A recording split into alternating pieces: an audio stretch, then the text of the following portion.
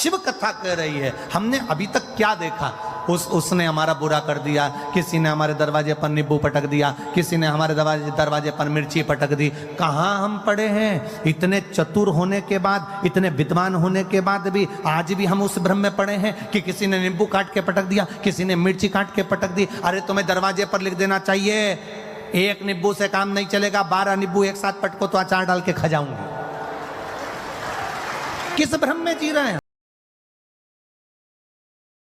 दरवाजे पर कोई सिंदूर पटक गया तो सोचने में आ गया कहां जाऊं, किससे कहूं, दुख हो रहा है। शिव महापुराण की कथा कहती है मेरा देव अधिदेव महादेव शिवालय में रहता है। शंकर का जो मंदिर होता है उसको मंदिर नहीं कहते, उसको शिवालय कहते हैं। शिवालय मतलब जहां मेरा शंकर रहता है वो शिवालय कहलाता है। शिवालय का मतलब होता है उसमें भूत प्रेत डाकनी पिशाचनी देवता देवी देव सब कोई, पित्र आदि कादिक जितने देव हैं, संसार के 33 कोटि देवी देवता जितने भी हैं, सब देवाधिदेव महादेव के पास आते हैं, सब भगवान शंकर के पास आते हैं, सब भगवान शिव के पास आते हैं, सब भगवान की शरणागति में आते हैं। जितने भी देव हैं, जितने देवता, चाहे वो असुर भी हैं, राक्षस भी हैं, कोई भी है, वो शंकर की शरणागति में आ रहा है। तो शिव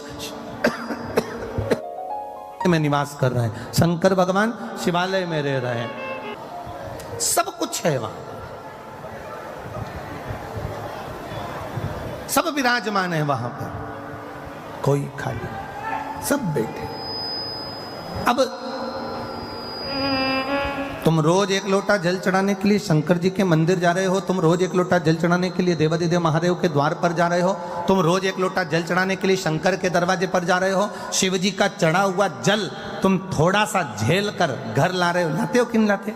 अरे बोलो तो जम के, लाते हो ना? थोड़ा सा जल झेल कर अपने घर लेकर आते हो, उस जल को अपने घर पर छींट देते हो, लोगों को आचमन करने के लिए, पीने के लिए दे देते हो। ईमानदारी से बोलना, सारे भूत, सारे प्रेत, सारी डाकनी, सारे पिशाच, सारे देवता, सारे असुर, सारे ग्रह, सारे नक्षत्र जब शंकर जी के पास हैं और तुमने उसको जल चढ़ाकर अगर लेकर आ गए, फिर दुनिया में किसकी सामर्थ्यता है जो तुम्हारा बुरा कर दे अगर काल अधिपति तुम्हारे साथ नहीं?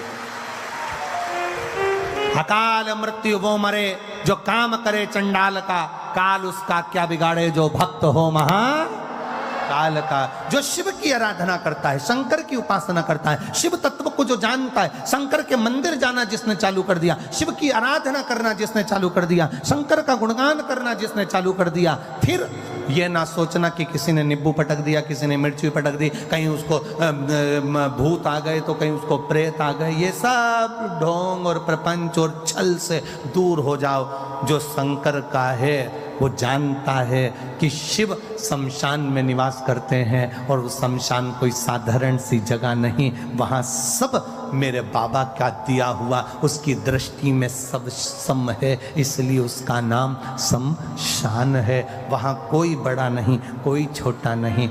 मैनपुरी में अगर बहुत करोड़पति व्यक्ति मरता है तो उसको क्या डनलप के गद्दे पे ले जाते हैं? अरे बोलो तो, क्योंकि हमारे सीओर में तो ऐसा नहीं होता।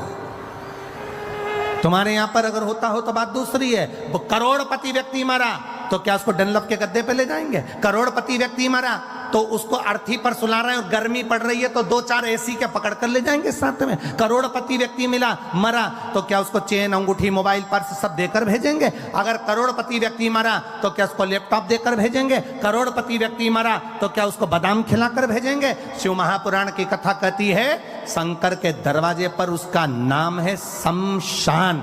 शमशान का मतलब होता है जहां सबकी शान सम है, उसका नाम शमशान है। सब